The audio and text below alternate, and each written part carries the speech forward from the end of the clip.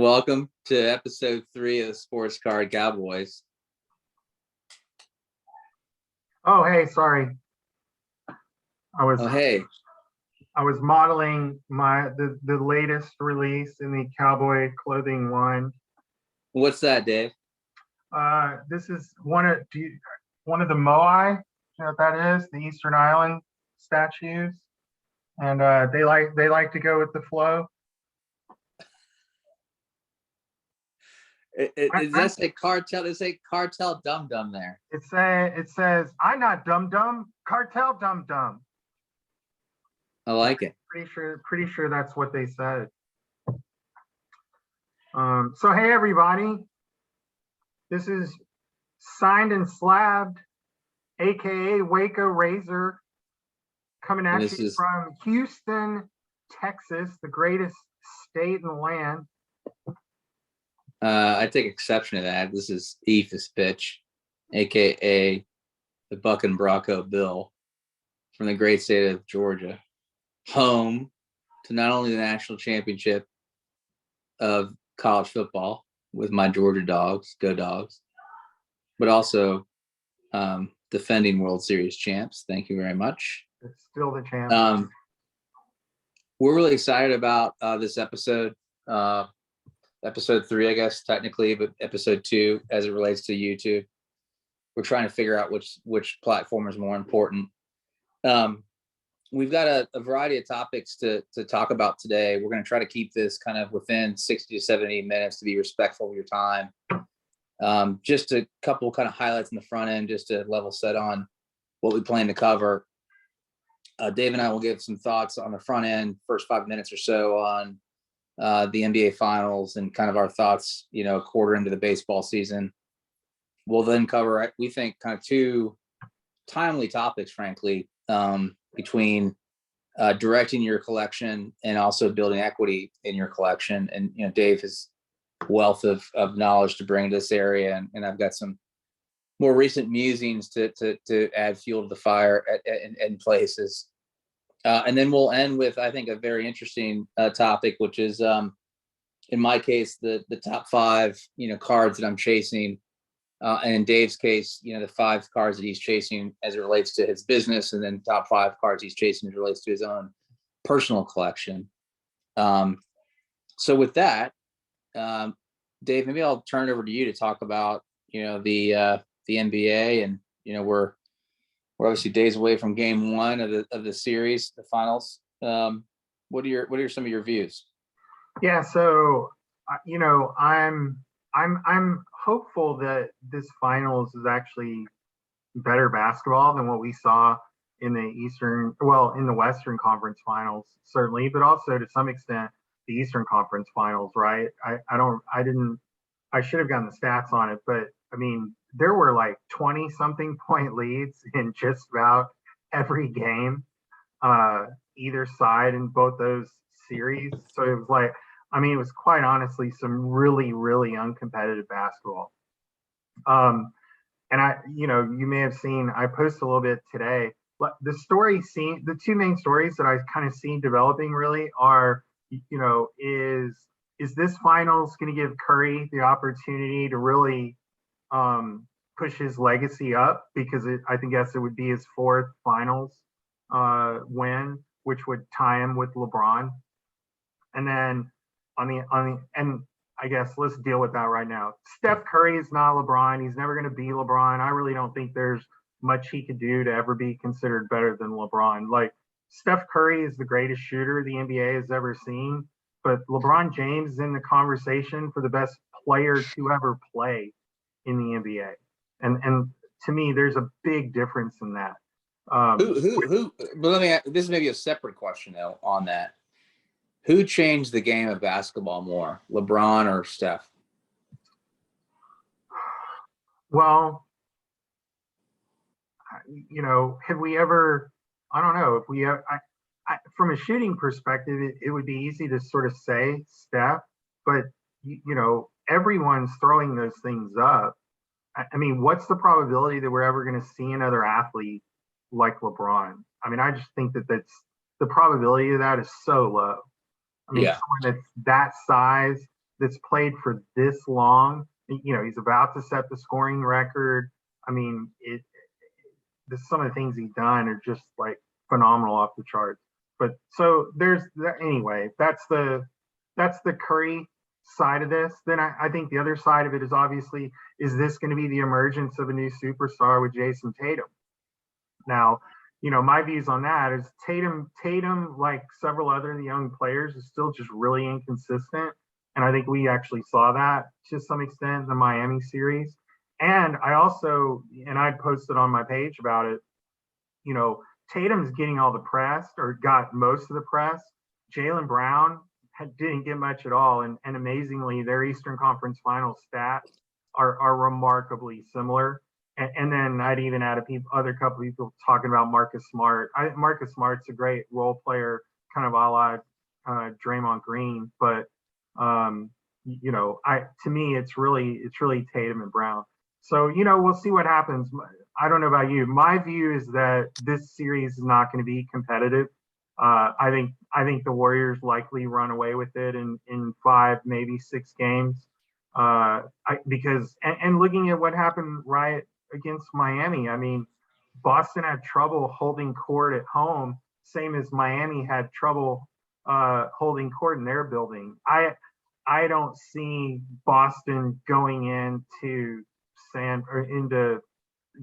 Oracle or whatever it's called and doing that. I think I'm right there. I mean, I think it's Golden State in 4 or 5 games. Yeah. I think if it goes 5 games, there was, one of those guys in the Celtics played out of their mind and just like took a game by a couple. And it doesn't feel like what it's going to take. I mean, if Tatum doesn't average 35 a game, I just don't think the C's have a chance. Yeah, I mean, look, the Celtics are obviously a much better team than the Mavs, but I mean, Luka for parts of that series put the entire team on his back, and it really didn't matter. I mean, honestly, it didn't matter. Right. So, but look, it'll be interesting to see. I think again, those are sort of the 2 storylines. But that'd be my pick. I'm going with the Warriors, and my best guess is Steph will end up being MVP. But I don't think it's impossible that someone else could end up getting it. I could see Clay doing it. I could see Clay popping off 2 of the 4 games and getting it. Yeah. Yeah, I could too. And really kind of complete his kind of redemption tour in some respects. Yeah, no doubt. And there's a ton of motivation there for him, right? No question. Anyway, but that's probably enough on NBA. Boring. Some people would say, let's talk American pastime. Let's get in where they actually play enough games to figure out who's really the best. Well, and I'm glad that you set it up that way. So we're call it 25% of the way there on the season. I think we're kind of 45 games in. It's kind of funny, Dave. I would characterize the season as kind of fairly disappointing in that if you think about like the storylines of last year, particularly around like the young players in the league, right? I'm thinking of, Acuna and Tatis and Soto and Bichette and Alvarez. And I mean, the list goes on. And Franco, to a certain extent, when he entered the league, it just kind of felt like Major League Baseball was on this like really interesting precipice where for the first time in a long time, the league was defined by its youth. And I'd say that, there has been a few bright spots. I mean, Louis Roberts or Robert, however people say it, I think has continued to show himself when he's healthy to be, a top guy in the league. I think he's been on the COVID protocol list up until maybe today, but he's played extremely well. Jordan continues to play well, but he seems to be, I don't know if it's struck with the Houston curse or not, but like I had a bunch of his cards last year, and he played well the entire year, and his cards never moved, and I don't think his cards even now move, despite he goes out and hits 900 feet of home runs, and like his cards don't move, and so it's just a little bit odd. Like I think he's just like in this gray area with baseball because he doesn't make like spectacular defensive plays and he just hits bombs. Like he just kind of gets lost, right? And so like those are the kind of the two highlights from a youth perspective. And everybody else is frankly like massively underperformed. I mean, you and I offline talked about Vlad and Bo Bichette. I mean, I love those guys, but I felt like their numbers last year were massively inflated because of not playing in the Rogers Center. It's showing, and I don't like. There's not a way out of that, frankly, right? I mean, it's just a really tough place to hit, and so I think those guys are probably in for some disappointment. There are guys like Kyle Tucker, who I know you don't love, but who finished the year extremely strong. That he's not even playing, right? I mean, you've got these younger guys that have stepped up in Houston and elsewhere. Tatis obviously still hasn't come back. Acuna has shown flashes of brilliance, but it seems like every other day he's hurt. Franco has looked human. Last year he came out of the blocks really slow, and then had I think the longest on base streak since like Frank Robinson or something. Yeah. This year, he came out of the gates the first couple of weeks just knocking the cover off the ball, and he's been in a slump for like 6 weeks. I think a lot of people think that he may have a laggy leg injury that he's not telling people about. But so I think that's kind of one of the themes I touch on, is just that I think that the youth that showed so much promise has largely, I think, underdelivered this part of the season. Yeah, so far. I think the other thread, the other two threads I pull on, one is Mike Trout is the greatest baseball player we will ever see. And just when I think people were kind of throwing in the towel with him, as if he was kind of this washed up has-been, he's shown up and proven to everybody that he's the best baseball player in the league, most complete player that we'll probably ever see. I think that's extremely notable because I think there was a lot of doubters. And of course, I think, I hope he kind of keeps it up, but there seems to be no reason he can't. And then the third thread I'd say is that it seems like it's finally becoming a year in baseball where the money game is the play. And so if you think about, where the Mets are, where the Yankees are, where the Dodgers are, the big money teams are finally kind of making a decent return on their investment. And I think it's been quite remarkable, frankly, how the Mets have kind of congealed as a team, despite not having, Scherzer for part of the year, and obviously without DeGrom. It's just scary to think if those guys are both in the pitching lineup, what that team could do, particularly in the offseason. The Yankees look like a real team. And I've been impressed by the way in which they've kind of rallied together, and guys have kind of picked up other guys depending on where they are in the season. Their pitching has been, I think, a lot better than people had expected it to be. And the Dodgers look like the most formidable team we've seen in a very, very long time in baseball. I mean, I just kind of feel like you got to remember, right? Clayton's been hurt.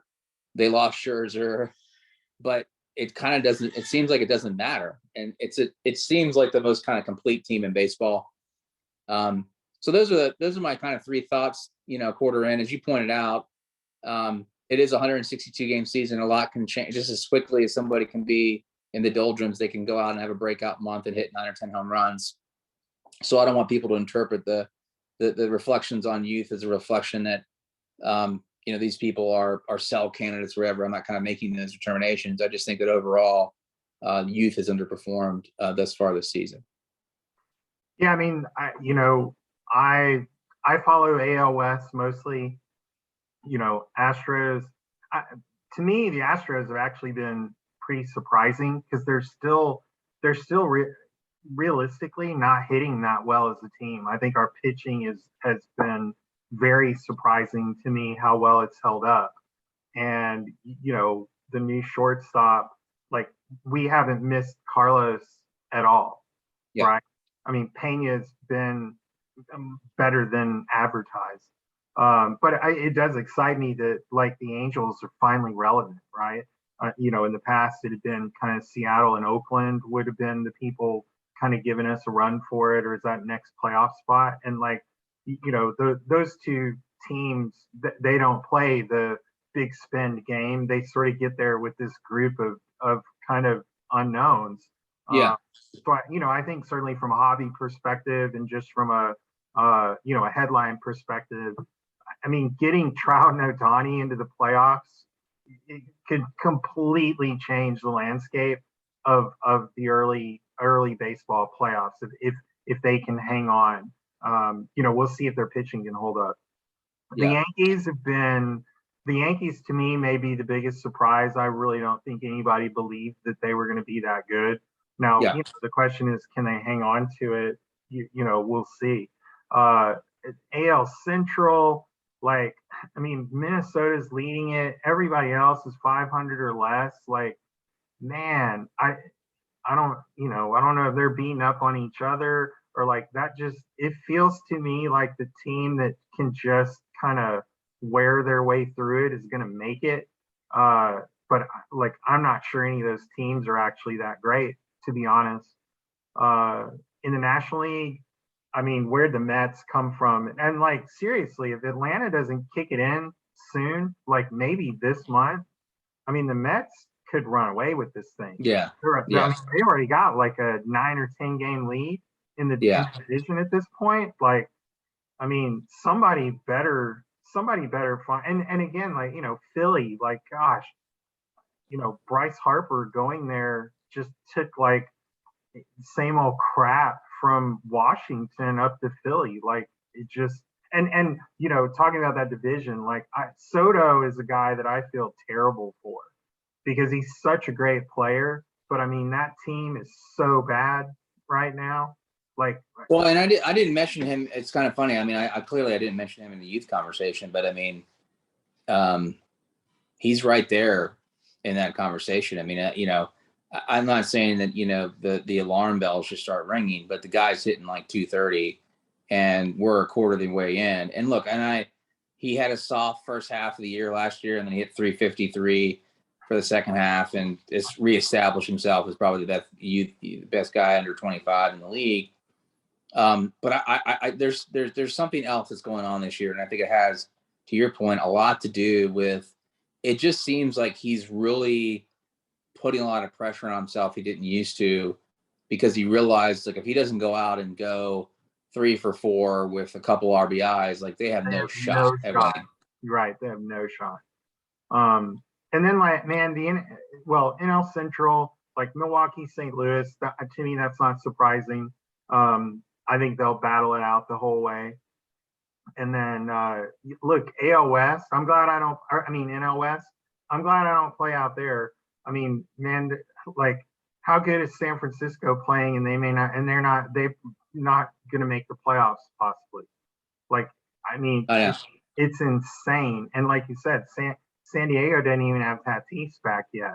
What do they become? And Machado has been like Babe Ruth. Unbelievable. Lights out. Like, where, I mean, we knew he was good, but holy cow. So yeah, I mean, baseball to me it'll start becoming really interesting once we kind of get through the finals here too, and people shift focus. I think there's certainly a lot of teams to cheer for, and I think there's a lot of players in there that are they're in their primes. This is what we're supposed to be seeing from some of these guys, right? And when they're healthy, who can produce? Mookie Betts just hit 12 homers in a month. 12 in a month. Yeah. Is there anyone who's hotter? And then another name that doesn't come up, JD Martinez, man. This cat's still hitting like 365, 370 right now. But I mean, Boston's so far back. How about Ramirez from the Indians? He's got 50 RBIs already, dude. I mean, it's unbelievable. It's 45 games. He's got 50 RBIs. Yeah. And nobody talks about him. His cards don't move. It's insane. No cares. Nobody cares. Well, I will say a future episode that I definitely want to cover, because I'd love your perspective on it. It's something I've been thinking about a lot lately. It's like, baseball's kind of funny in that, there's all this kind of, because of the minor league system, there's all this hype that builds up. I mean, going back to really the draft. And I feel like there are just so few people that kind of live up to that hype and find their way on a trajectory that translates into a Mickey Mantle type player. For as many people that are like that, and obviously there's people that never live up to the hype and just become burnt out. There are there's many more players that maybe don't have a lot of fanfare, but kind of come out of nowhere and establish themselves to be, perennial all-stars and maybe in the conversation for MVP. And I think a future conversation would be just kind of like diagnosing that in the hobby, right? And because there are people, when we talked about this over DMs earlier today, I mean, there are guys like Frank Robinson that are just like, when you look at his stat sheet, it's like this guy was a freaking monster. Series, managerial, the guy's just, I mean, it's like if you put his resume on paper and you took his name away, I mean, it's like unbelievable, right? I mean, Stan Musial, to a certain degree, is like that. Yeah. But for whatever reason, it's like they just don't get the love. And I think it's an important, I mean, but what I say is, like, I think for a future episode, it's important to like reflect on that, right? And just because you kind of see opportunity doesn't necessarily mean that it translates into anything other than just something you like or you love. And so that's a good transition for the core of the conversation. So, we talked about, each other's backgrounds, in the kind of episode one, and really the preamble for level setting on why we did this. But I, for one, I'm looking very much to this conversation because, covering at first, how you direct your collection is something that I frankly think I still have a lot to learn about. And I think that you've got such a kind of wealth of knowledge for us to tap into. And so, like, I think the first thing that I want to cover on that is this, when you re-enter the hobby or maybe you've been at it a long time, I think there's this kind of refinement exercise that you do either consciously or subconsciously, right? And, maybe you're tapping into nostalgia, maybe you're tapping into what's the latest and greatest thing. But I think at some point in time, you hit this crossroads where you have to decide whether you like something or you love something. Right? A player, a team, a set, or whatever it may be. And so maybe like talk about your own kind of maturation around determining what you like and what you love.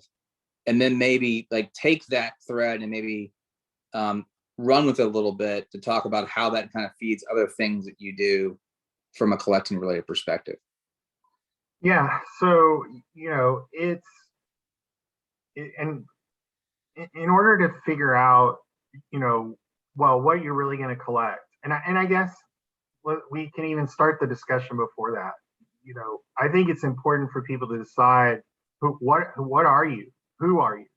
Are you going to be a collector? Are you going to be a flipper? Are you going to do a little bit of both?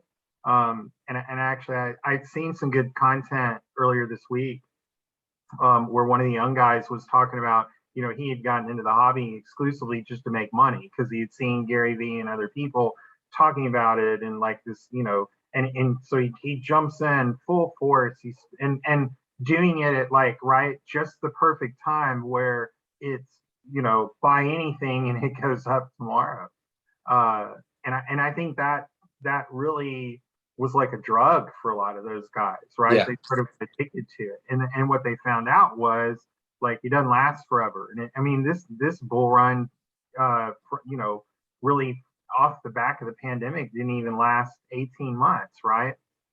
But he made the comment, he was like, now that the market has really changed, and he's like, and I know more about it, he said, there's a bunch of cards that I actually like. And he's like, I've started spending money on stuff that I just want to have it because it's cool. Yeah. And I was like, okay, now this dude's finally starting to get it. Right? Yeah. All guys like me have been telling you this from the very beginning. Stop trying to chase dollar signs and chase cool. And so, one of the things that I think is important is, not just figuring out what you like. And I'm, as a collector, I like everything. And y'all, you guys know that. You've seen my page. I have a little bit of everything. Or I have a lot bit of everything. You got the old country buffet of collecting, dude. Yes. So there's what you like, but then there's what you love. And there really is, and I'll show some cards later a little bit around stuff that I really love. And that was a process that took some time, and a big piece of that was the research side of it, right? There were things that just appealed to me aesthetically, and there were things that I was familiar with from collecting cards as a kid, and then things that I became more familiar with when I was kind of getting in the hobby again from a card collecting standpoint. But I ultimately had to do a ton of research, and I think that that's something you and I talk about a lot is how to identify some of the sources. Where do you go? What do you do? Who do you talk to is a big one. Mhm. I know for me, like some of the best things I ever learned were from little nuggets that I got from other people, or little things they kind of pointed me to, gave me some ideas on how to expand my knowledge. And I think I know you've got some, you've got a part of that story that makes sense, or that I think would be valuable for people to hear in terms of like how you got to the things that you're really chasing and collecting now from that research perspective.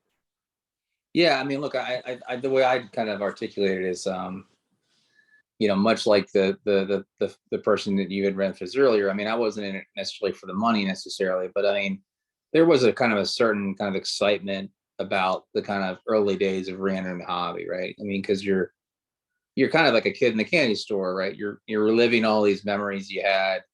You're obviously in a place financially where those things mean differently to you than having to decide between a pack of this or a pack of that.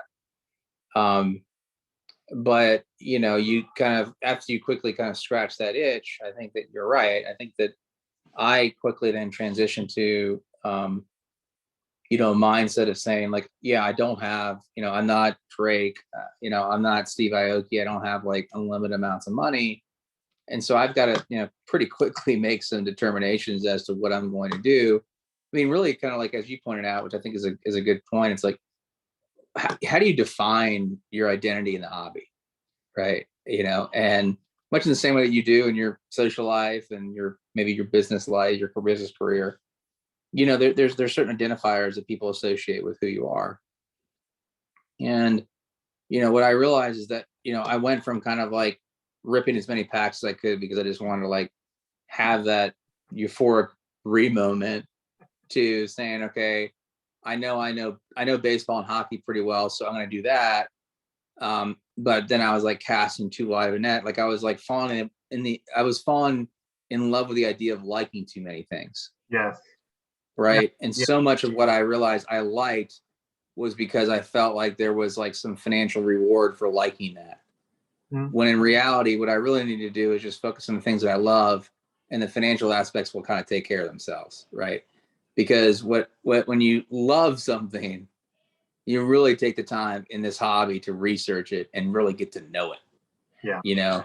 And that that love is kind of palpable, right? You can, when you I mean, you've got more experience than I do. Like when you meet somebody who's like a serious player collector or a serious set collector, like I mean, it's like coming out of their pores, and that in and of itself is like They're like a very, fire hydrant of knowledge, right? Because yeah, they're just bombing away at you, like you can't even soak it in because yeah, it's so deep, and it's full force. I remember meeting a Kobe collector like 4 or 5 nationals ago. I was drinking a beer at a bar, and he was getting the last drink before heading out the airport. He's from like Sweden or someplace. So I mean, getting hold of cards wasn't necessarily easy for him. All of his deals were basically these international deals. But to have him sit there, he talked to me for like 45 minutes about all these different Kobe cards, and like a bunch of them I'd never even seen or heard of. And it just, so, yeah, incredible. He clearly had identified what it was that he loved. I love it all. So, for me, I'm in a different kind of category.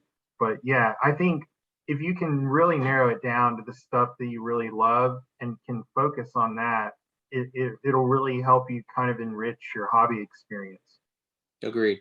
And then, once you, and trying to, once you've sort of, I think, been able to set that, I think a couple things really happen or should happen next.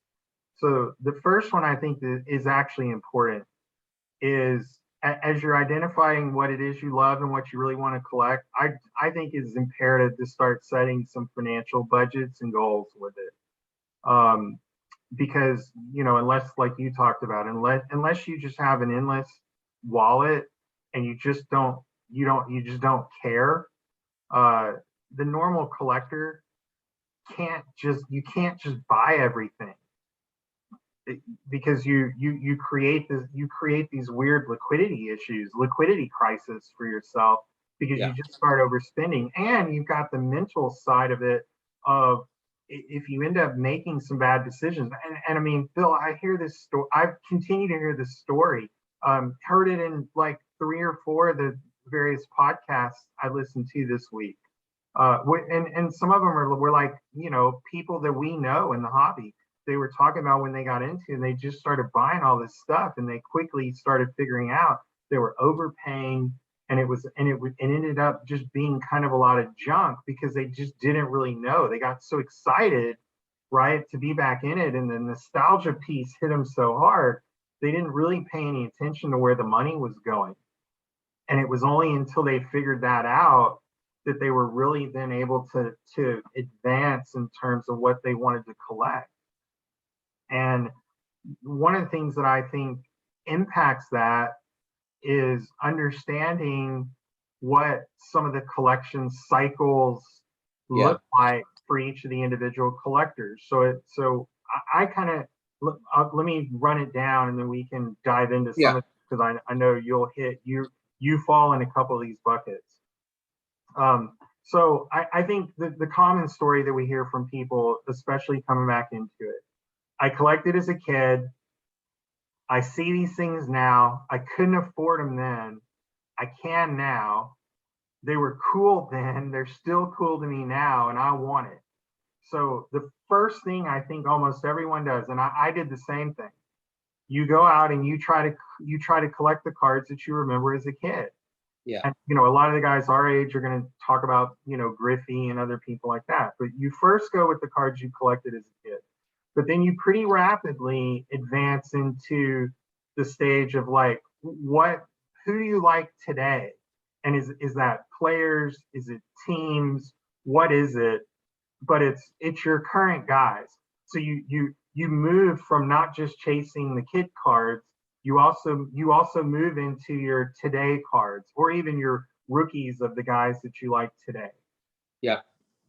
What tends to happen from there is, and I think that maturation, or that process takes everybody a different amount of time, but I would say that's usually a 2, 3, even up to maybe a 5-year process.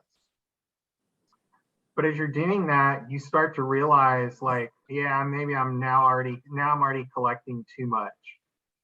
And so you say, okay, I can't keep prospecting like this. I can't keep collecting all these guys. Like, I'm going to transition more into sort of the goats, the goats of my past, and what I think some of the goats currently. And then a real natural move off the back of the goat collecting is to actually get into either vintage, that's what happened with me, or into what I describe as like the rare and unique, and which encompasses the modern from like the serial numbering perspective, the one of one type concept. And if you're like me, you you do both. If you're like other people, you'll tend to gravitate towards one or the other. You'll either say, hey, like really nice looking, solid grade vintage is actually a very tough thing to find, or you'll gravitate towards the modern stuff and say, look, like, if it's numbered to more than 99, I'm just not interested. And then the next move, so that gives you a ton of stuff to collect. And I would say, nearly 100% of all collectors will kind of fall into one of these buckets, and or kind of a really high percentage of collectors will tick through those levels. And then it will eventually become sort of an upgrade game. So you'll realize, hey, like that modern PSA 9 just doesn't do it for me, or that BGS 9.5. I mean, it's, if it's not a true gem and it's got a 9 centering or a 9 corner, like I gotta get a PSA 10, or some people even say PSA 10 is not good enough. I only collect BGS 10s, those are like unicorn cards. And so first of all, I think that's extremely insightful, and I think it's spot on. I'd say that I was down kind of that path, and then I did a U-turn around the time that I would have found my way to vintage, right? And I'm not saying that vintage is not in my future, because I think it could very well be, and I think maybe on a future episode we can talk about just how you navigate through cycles. But vintage is looking a lot better now than it did 6 or even 9 months ago, right? What I would say though is I think that, to me, the hobby hack, as it were, was when you start to find your way to and this is probably more true for player markets than it is for like set collecting and stuff, but when you really get deep in a player, you start to realize there are a handful of cards, and this is particularly true, I think, for players that exist in the modern kind of frame, which you and I have talked about, but that's kind of like in the late 80s to today. You realize there are, handfuls of cards. Sorry, let me this is Willie's going nuts. Let me just mute for 1 second. No problem. I can keep going. I'll talk about kind of the next point, and then we can come back. You've got. I'm sorry. He's good. He's good. Sorry. All right. Cool. Hey, look, guys. This is semi. This is live TV. Like, I mean, life happens. No, life happens. Well, so what I realized is that when you start to get really deep into these player collecting markets, and you start to kind of interact with player collectors, it maybe same sport but different player, you start to realize that there is kind of a hierarchy that exists for cards within those eras.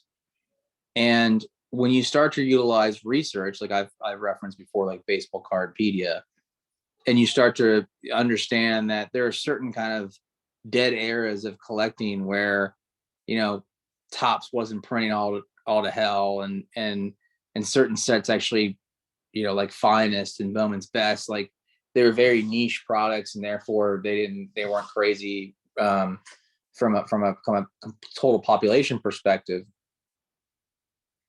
You start to realize that there are some cards for some very popular players that, even if you've been in the hobby for a year or more, you've never seen. And what I've realized is the more time you spend in that kind of part of the player market, the more you're able to decouple your mind from grading as a utility for the card's value. Yeah. And instead, what you start to realize is that it's kind of a nice to have, but it takes on this different quality where, like, the reason that you want it graded is because it protects the card, not because you care what's on the label. Yep. You know what I mean? Yeah, I do. And so, and I think that you've seen this in the last couple of years around, like, the Kobe PMGs, right? Yeah. Like that thing could be in in an old Domino's box and it wouldn't matter, right? Like, that's going to be a highly desirable card. And so, like, that, I guess that's the only kind of augment I'd say in terms of my kind of collecting journey, is that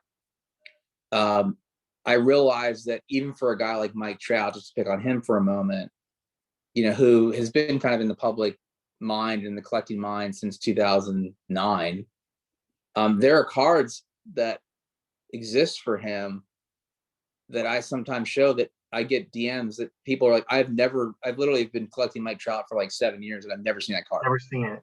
Yep. Never seen it. And like, to me, as we think about like the further maturation of the hobby, that's the kind of stuff that's going to matter from my perspective for a player collector, right? It's not going to be like, do you have a diamond anniversary Mike Trout rookie card? Right.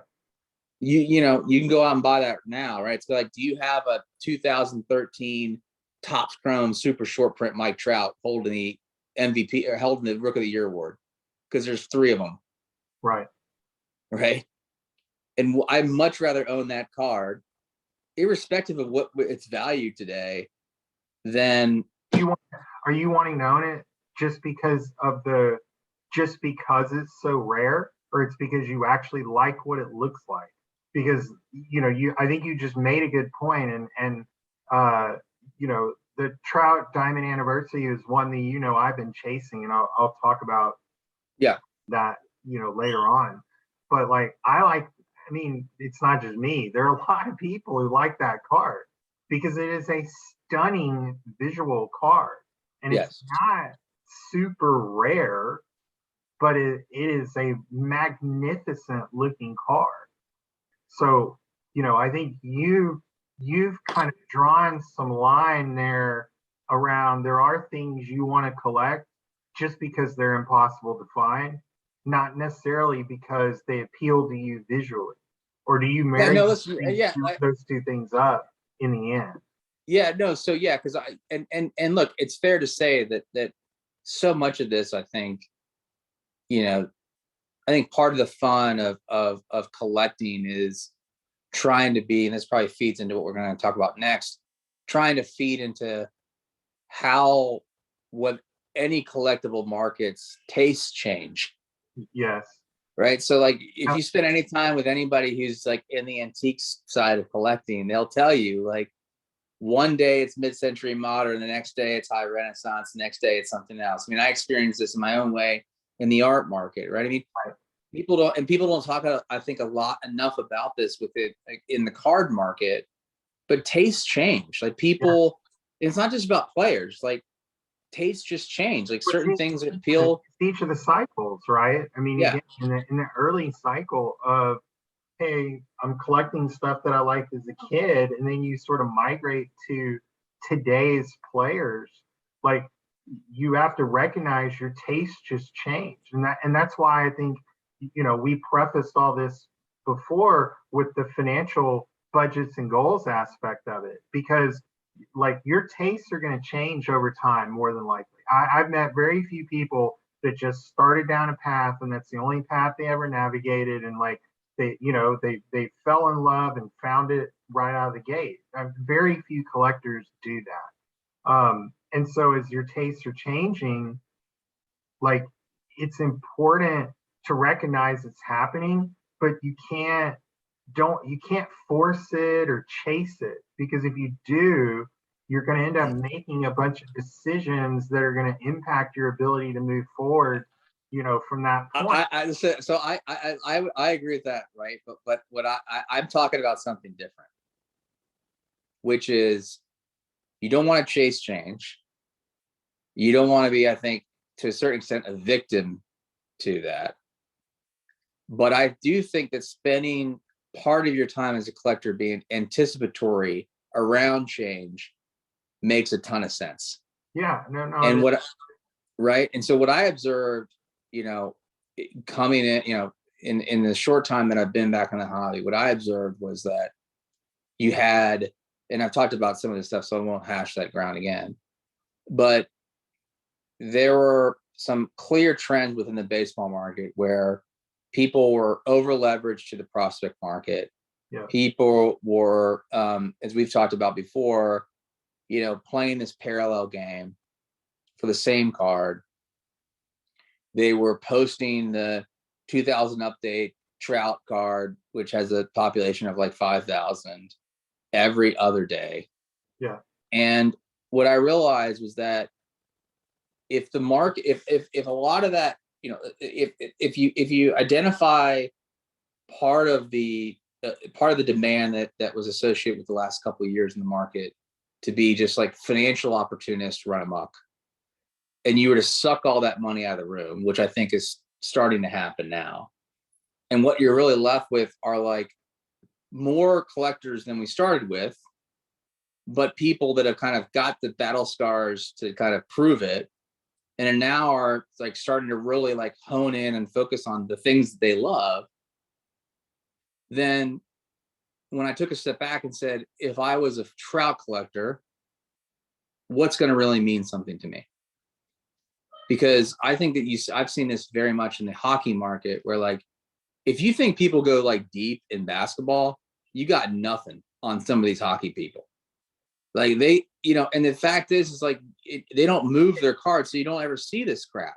Right. They're stuck in like some remote part of Saskatchewan or something, right? They just don't like these people don't. That stuff never sees the light of day.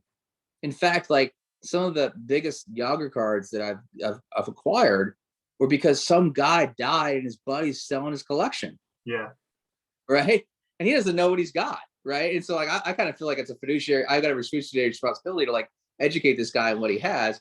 My point is, part of like the moves that I've been making, at least within the trout market, and to a certain extent the Yager market, although I think that's a much more mature market, has been to try to be anticipatory around how tastes will change and be in a position where over a period of time and growth in the hobby, there's going to be a lot of people that come in and say, I don't know who Mickey Mantle was, but I sure the hell know who Mike Trout was. And I can look at and this data is available, but I can look through a PSA registry and find that there was this like strange super short print in Topps Chrome that they didn't really even talk about. And there's like 6 of them exist. And this guy has one. I mean, talk about name your price, right? I mean, is it kind of like, it's just, then you're in a position where you have all the pricing power in the world.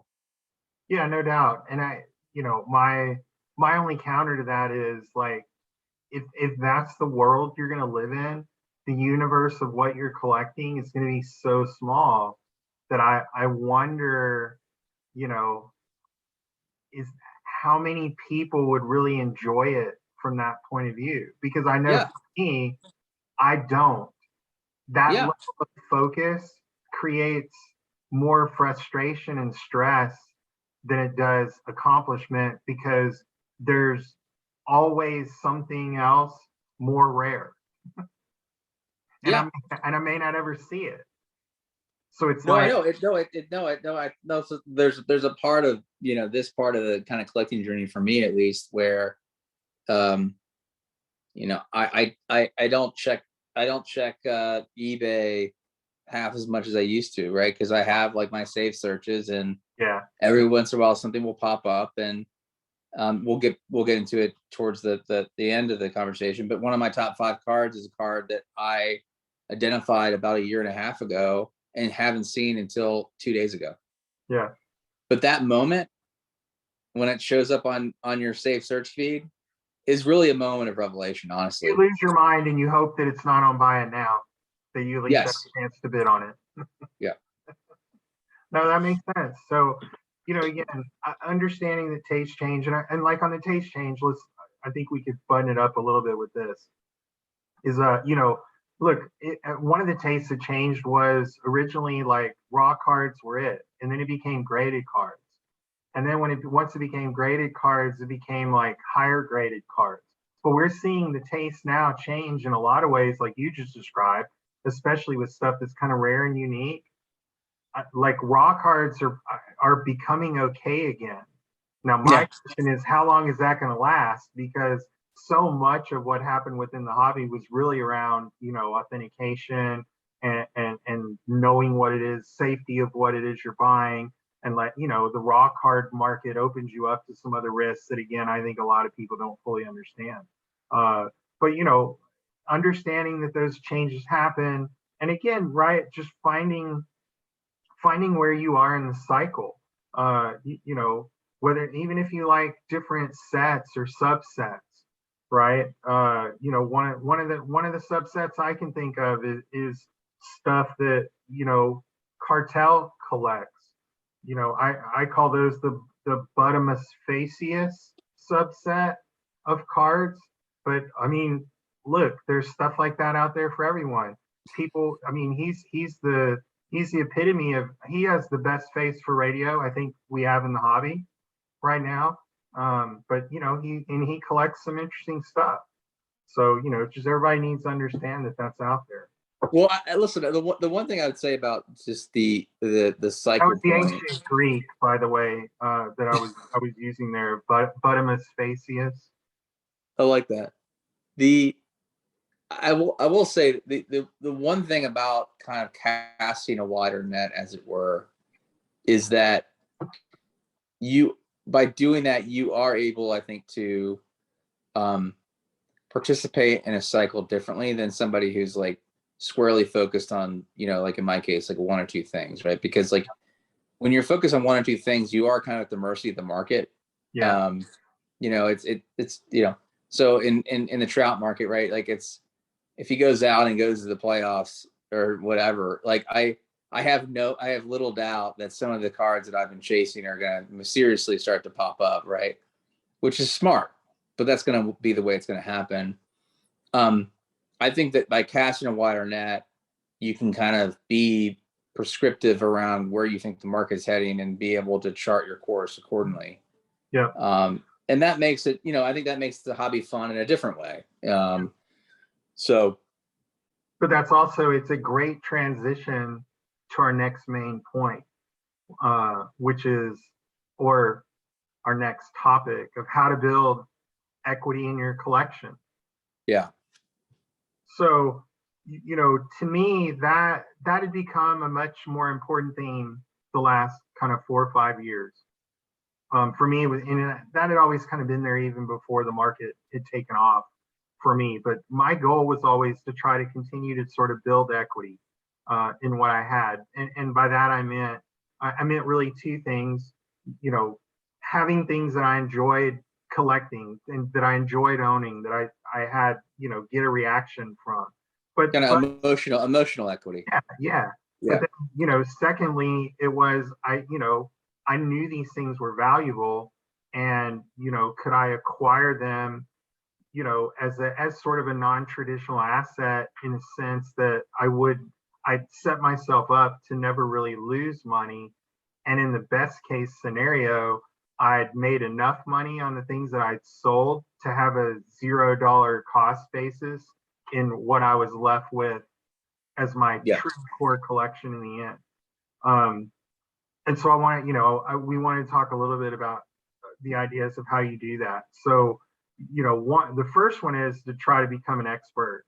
And, you know, there's, again, different ways to do this, but like studying players, studying the sets, studying the history of certain card releases, studying prices is key. You know, finding groups, friends of people, like, you know, Joey had talked about on the Griffey stuff. You know, either finding, there literally is a Facebook group for everything, and there are blowout groups for just about everything. You know, there are other people out there that collect things that you're going to be interested in. And so, working to become an expert in the things that really sing to you, I think sets you up really well when you get ready to start making some of the moves. And then, you know, really in tandem with that is playing the long game. I tell people all the time, if you're just focused on the short term, I think what that does is, when the shifts in the market happen and you end up on the wrong side of it, those losses end up being really expensive. When you really press it and force it, most of the people that have made a bunch of money on their collections, at least on paper, I mean, they've been here for a long time. You know, Now it doesn't mean other people didn't make a lot of money in a short time being here, but I also think we're starting to see some of those people are saddled with some cards now that they can't move. Like Yeah. it doesn't matter the price. And that happens sometimes. You can't discount it fast enough to get rid of Yeah. it. And that again, that creates some different types of pressures on you. So, and I don't really consider people that find themselves in those situations being collectors as much as they were, kind of the flipper, Just opportunists. part-time investor types. Well, maybe one point to make from my own kind of vantage point around the kind of expert long game is it's one of the more frustrating things I think about the modern hobby is so much of what's kind of readily available from a content related perspective is almost like the antithesis of everything you've mentioned. And what's harder to get at, newly released, like the next hot thing. It's always there's always something that's next. Yeah. Versus Yeah. like some things they're here and they've been here, and the more people talk about like why a 52 mantle isn't necessarily an iconic card, sort of leads you to the conclusion that it kind of is, and it's not going anywhere. Well, no, but what's interesting though, right, is you think about like, and I've done this before. I mean, part of what has been a turnoff to me around the vintage market in my own way is like that knowledge may exist, right? But it's so like fragmented in like the modern way in which we've constructed information and our ability to get at information that like, even if I wanted to, let's say, for example, do some like really deep research on like the T206 set. Like, I don't even know where the hell I would begin, right? Even if I was curious about it, right? Like, if you did a Google search, it would pull up a lot of like Wagner photos, but like there would not. I mean, like it'd be like there's not like a definitive guide that says like here's like a T206 for dummies or like you know what I'm saying? It's like it seems like it's. And I could point you to it, but it probably takes some time to get at it. My point, I guess my point is like, I think that for as old as this kind of hobby is, it really is stuck in like a different era from like an information perspective. Yeah. And I've mentioned this before. Like, I think one of the things that we need to be like really thoughtful about is like how we curate that information to help other people make decisions, right? Because at the end of the day, like there's not a lot of people that have, an excess of 30 hours a month to figure this shit out, right? And that keeps people away from being like serious collectors in some of these markets. And like the example I'll give you is like when I went down the rabbit hole in the Western art world, one of the best investments I made was buying every single Sotheby's and Christie's catalog that I could find on eBay. Right? Going back to like the 70s. Wow. And looking at, catalog after catalog of artists that I had, seen, but really never have heard of. And just, again, like doing pulling out a spreadsheet and tracking their prices in some cases over 30 years. Yeah. Because believe it or not, like some of these artists that are pretty well known within that community, like the price memory around this stuff was like crazy. Like people didn't know. Yeah. And because nobody, Christie's and Sotheby's is not going to make that information publicly available. You got to get at it yourself, right? Right. And in some cases, I was on YouTube, like re-listening to auctions of works from 15 years ago that sounded like they were like recorded in a bathtub, right? And like handwriting, in the catalog. Okay, this price, the bid range was X to Y. It priced for this. Yeah. But that, that doesn't exist in the hobby. You're doing what I just described. You were becoming an expert, right? Yeah. You knew if you're not armed with enough information, the probability of making a big mistake, I mean, especially when that many dollars is involved, right, is much higher when you don't know what you're doing. Which is why you hear a lot of people saying, as you're getting back into the hobby, it's sometimes better to start a little smaller, right? Until you kind of find your groove. because there's a limitless supply of $25,000 cards. It's limitless. Yeah. Now, how many of them are going to be worth that a year from now, 2 years, 25 years? I don't know. Yeah. No, Right. but you're right. I mean, I think, well, that's why I think that around your directing your collection, I think the financial goals thing, which again, I know doesn't sound like Matters. sexy. And look, Yeah. that's why we're talking about equity second, right? Once you've built a level of collection equity, you can be a little less diligent, let's say, in the pursuit because you built up this cushion. I talked about that, starting sign and slab. I came from such an equity position that even if this didn't go well, it wasn't necessarily going to be catastrophic for me, even if the market moved down, because I'm hitting it at a point in my life and with my collection the way it sat, that if I needed to go into liquidation mode, like it's a massive, massive payoff, right? Yeah. Yeah. Um, and so that building that collection equity really does give you some freedom to chase some other things at different times that you might not otherwise do unless you just had an unlimited pocketbook.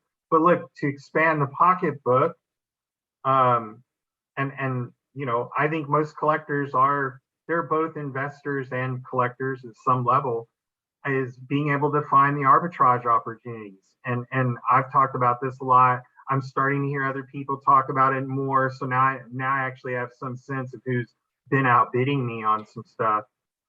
Learning the marketplaces, learning which ones do certain things well. You've started to hear from, now that it's gotten hard, you've started hearing from other people. I've been saying this for a long time. Pat and other people back me up on this. If you go watch my old videos, you could see it, where I was saying, like, do your research in these auctions. Like, go to the back pages. Listen, there are no deals on the front page. There are no deals on the front page. You're going to pay market plus on the front, 5 to 10 pages of an auction. But when Golden throws out a 80-page or a 60-page auction, there's some crap in there that people aren't looking at. I mean, I a couple of times when I went through some of these things, I mean, the auctions were so big, Bill, at Heritage and Golden once, it took me 2 days to get through all the items, because I really do. I try to look at every item, make an assessment. Can I be in it? Would I want it? What would I be willing to pay for it? And I mean, inevitably, every week, PWCC, something always goes for cheap. Golden, stuff's been going for cheap. eBay, every day, there's stuff that goes for cheap. And we'll actually talk about that next week. But I think let me focus on that for a moment, because I mean, you said something to me not too long ago that really has stuck with me. And I mean, it's been very helpful in terms of kind of like helping me level set around, something I don't think we talk enough about, which is like the whole concept of like price discipline, right? And again, this is more true for, higher pop cards than it is for like necessarily scarce, but also desirable cards necessarily, right? Yeah. But I think that, I had one of the guys that follows me on Instagram send me a few things that talk about like the psychology of short-term versus like long-term thinking around like prices, right? And the psychology that underlines like basically there are things like within an eBay auction, let's say for an example, just to pick on eBay for a moment, where, and this is I think particularly true for something like sports cards, where you have this like, and I don't think we talk about it enough, we have this like strange association with the cards as an extension to the player, right? But this is particularly true, I think, for like living players, where like there's something about that connectivity that exists within that collectible market that is unusual, right? And I think it does like tap into things that are like fairly primordial to the human experience that like make you go out and spend more for something, because you're so like punch drunk off of like that association. And listen, I say that as somebody who's been guilty of that. But you came to me, I think the other day, we were looking at a few trout cards, and I mentioned like, this, price of this and price of that. And like, you had already determined in your mind, like what you're willing to pay for it. And that was what we were going to pay, right? It wasn't going to be $1 more or $1 less. It was like, that was the line in the sand. And, I think that's like a really instructive point for people to think about. Like, if you're not kind of going after the kind of rare of rare, or if you haven't, as we'll talk about later, made a list of like the top things you want and stratified those things, and so you're just kind of bidding on the card to bid on the card, like, go into it knowing what you're willing to pay for it, and just be okay if you don't get it. Yeah. So When I was DMing you, right? When I was DMing you that night, I won a couple and I lost like 15. And of the 15, I was like runner-up bidder on 7. And and I replied back to you. It made me actually feel good that I knew where the market was, because it's one bid higher than me. Yeah, I love that. Yeah. Which is, great. Like that, Yeah. that tells me, okay, I have a good sense around some of this stuff, where it should be.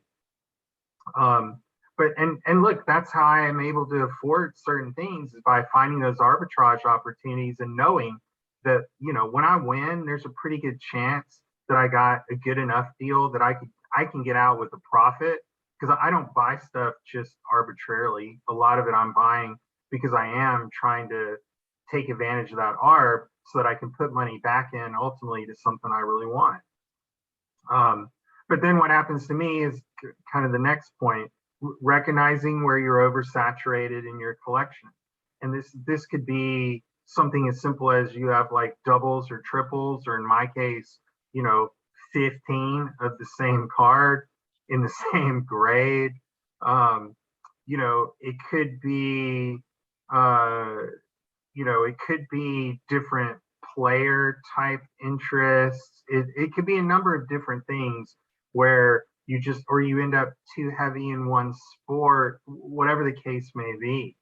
And that, like, in order to really, for you to build equity in those scenarios, this is true in sort of any sort of investing. My goal is always to try to get a little bit more diversified, right? I don't like the over concentration in certain things, because it's super great when things are going the right way, but man, it is crushing when they don't. And I do this still more for enjoyment than I do money, even though I'm doing it for both. And so my oversaturation is just like, I'm oversaturated everything. I think some other people get maybe oversaturated. They got oversaturated in base cards, or they may have got oversaturated from a player collecting standpoint, whatever it is. But being able to recognize that allows you to deal with it. And then that leads directly into the final one here, which is sort of breaking through that attachment syndrome. So this happens to everybody, dealers, collectors alike. And it's really summed up by kind of one thought, which is like, your cost of a card is not relevant to anyone other than you. The market doesn't care what you paid for it, and neither do the guys trying to buy it. It doesn't matter. All that matters is really what it's worth. And I think we all have cards that are worth more to us emotionally than they are financially. The trick is not letting them all be that. And I've been guilty of it. That's how I amassed some of what I've got, is I just like it was all emotional. I owned it, and I wasn't in a position to have to get rid of it, because I didn't exactly have a space limitation or something like that. But it's also clear that I don't have the discipline that I need, and it's something I've been trying to focus on, and had a couple podcasts and with some people to try and talk about that, because I'm trying to instill some of that discipline in a lot of areas of my life, but certainly in my collecting. Like, I've got to get it down to something that's manageable, because it's totally unmanageable. And it's funny, Bill, because like when people come and just come to my house and they'll ask me questions. I'll be like, oh, well, sure, let me show you those. Like before you know it, I've overwhelmed them with all this stuff, and you can see them. They just like throw their hands up. They're like, I can't. That's awesome. I can't consume it all. Yeah. No, it's fast. I mean, it's fascinating because I mean, it's like I think the deeper I got into like the player collecting realm, the more I felt like I got closer to kind of re-falling in love with my collection, and I got really out of the frame of mind of viewing kind of my love for cards as a way to like make money. And I think that when I started to kind of divorce myself from that, and again, I understand and appreciate that that's different for me than it is for you, right? Like, and we talked about this the last time we spoke, like part of your challenge is you've got at the same time to kind of hold these two almost like duplicit views in your mind, you know, your love for collecting, but your a dispassionate ability to see through some of that and like feed your family or, you know, continue to build your equity. What I would say is like collecting is now more fun for me than it's ever been, even going back to when I was a kid, because I really like, I look at the cards on my wall and they don't number a lot, but there's a story behind every one of them. Yeah. And there's something that ties me back to that. And if, you know, the house burned down or they all went to zero, like it honestly wouldn't matter to me, you know, like it just, those memories would live on. Right. And I felt that way about the insurance check and you just start over. Yeah. Like, right. You wouldn't collect all those same ones again. Yeah. But you know, that evolution for me personally has been like really helpful. And, you know, it's gotten to the point where like, yeah, there's certain things, like there's certain kind of trends and patterns that I still see that I think are instructive in terms of like creating opportunity. I think there's far less of those now than there were even 6 months ago. And we can, you know, one of the things I asked people today was like, you know, we've operated on this assumption that for the last 3 years, every card that we buy was going to be worth more a year from now. But like, what if that wasn't true? Like, how would that change the way in which you collect? How would that change the way you purchase cards? And I you know, it's interesting. If that was true, they would get rid of the stuff that they didn't necessarily feel strongly about and try to move it into something that they did. That's what and to be honest with you, like that's what I've been doing for the last 3 months. Yeah. It's just like, you know, just shed, because like my thing is like, let's say even if I had like a partial emotional attachment to some of that stuff, if I really believe that a year from now that stuff is going to be cheaper and somebody's just renting it from me at a higher price that I can go buy again, like why wouldn't I do that? Yeah. Otherwise it's like irrational. It's like completely irrational. I mean, a perfect example of that for me is it's been happening. When I bought my first Chrome LeBron 10 for like $1,000, and as the run-up started happening, I sold it as part of a set for almost $8,000 and thought I crushed it. Yeah. I 8x'd $1,000 card. And I think those things peaked out at like 25, 30 grand a piece. Do you know what one sold for yesterday? $6,600. Yeah.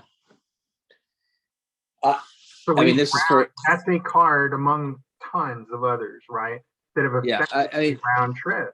And no, it's kind of funny. I mean, I literally you did not set up this, right? You did not set up this comment. You do not set up this comment, but I have this thing. I was talking to somebody about this today, and we were just kind of talking. You could tell he was a kind of finance guy. We were talking about just like, you know, what's been happening. And I promise to our viewers, this was not set up this way. But I looked at it and I drew this graphic, right? And I think that what you're going to see is that it's like this period of time is almost so unexplainable that you might as well just like unwrite it from the history books.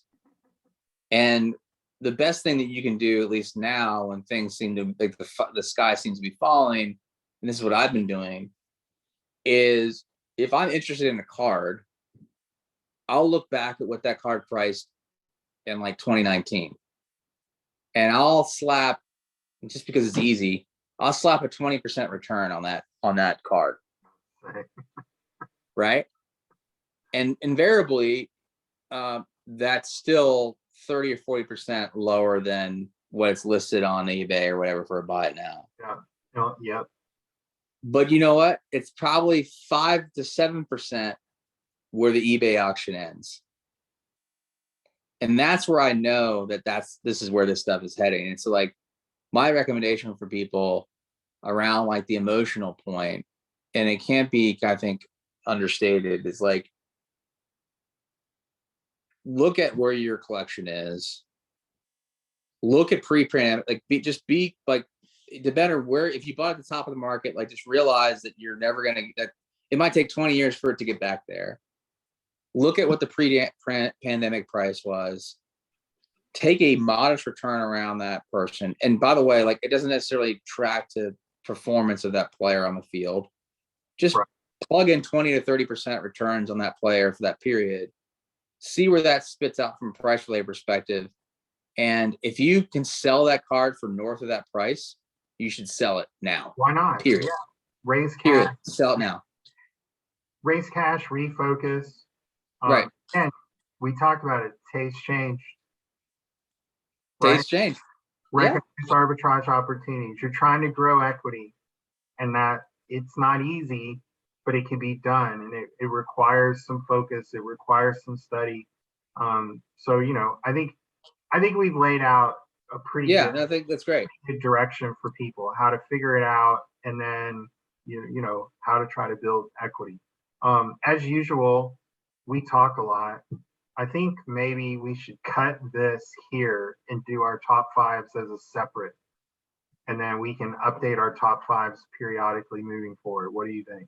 Yeah, no, I think that's, well, I think what we can do is also we could probably use like visual graphics just to lay it out for people too, what we like and what we don't like. Yeah. All right. So I think with that, we will put a bow on episode 2.1. Yeah. 2.1. Sports Card Cowboys. So thanks everybody. Thanks for tuning in. Razor signing off. Later. Cartel is dumb dumb.